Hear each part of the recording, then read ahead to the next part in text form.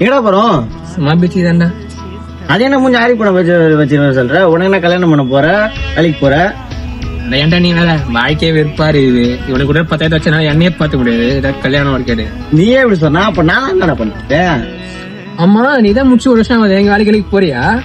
எங்க ப்ரோ, வீட்டுல லோன் வாங்கி லேக்ஸா கட்டி படிக்க வச்சாங்க. படிச்சது எங்க வேலை கிடைக்குது? அப்படியே கிடைச்சாலும் 9,000 10,000 கூப்பிடுறாங்க.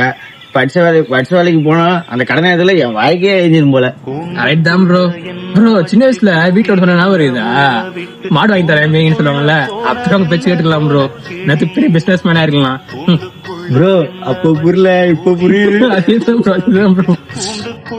சரி, என்னன்னா நீ காலேஜ்ல லவ் பண்ண என்னாச்சு? மானே உன்னத்தான்